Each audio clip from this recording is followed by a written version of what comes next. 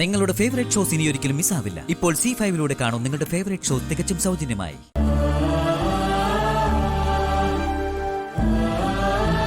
ഗായത്രി, നീ പണ്ട് പറയാറുള്ളത് എനിക്കിപ്പോഴും ഓർമ്മയുണ്ട്. ദുഃഖങ്ങൾ പങ്കുവച്ചാൽ പാതിയാകും, സന്തോഷം പങ്കുവച്ചാൽ ഇരട്ടിയാവുമെന്ന്. പങ്കുവയ്ക്കാൻ എന്റെ മനസ്സിൽ സന്തോഷമില്ല. ദുഃഖങ്ങൾ പങ്കുവയ്ക്കാനാണെങ്കിൽ നീ എന്റെ അടുത്തുമില്ല. ഒരു കുന്നോളം സങ്കടങ്ങളുടെ മധ്യത്തിൽ ഞാൻ ഒറ്റയ്ക്ക്. ഇനി എനിക്ക് വയ്യ ഗായത്രി. ഞാൻ പറയേണ്ടത് പറയുന്നില്ല എന്ന് രാധികയ്ക്ക് പരാതി. ഇവിടെ നടക്കുന്ന പ്രശ്നങ്ങൾക്കെല്ലാം ഞാനും കാരണക്കാരനാണെന്ന് അവൾ എന്നെ കുറ്റപ്പെടുത്തി.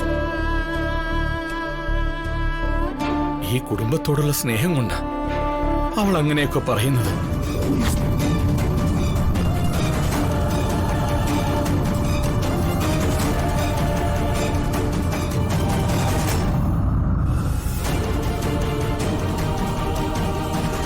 കാറ്റിന് നീ ഉപയോഗിക്കാറുണ്ടായിരുന്ന പെർഫ്യൂമിന്റെ മണം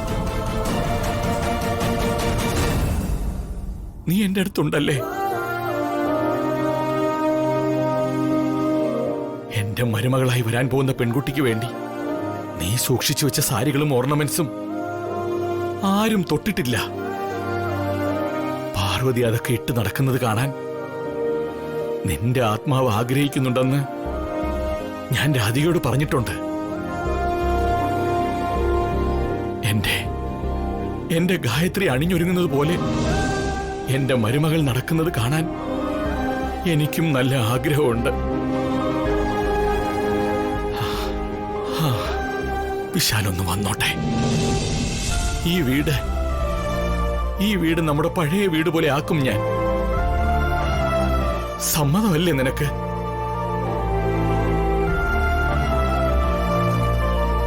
സമ്മതിക്കണം.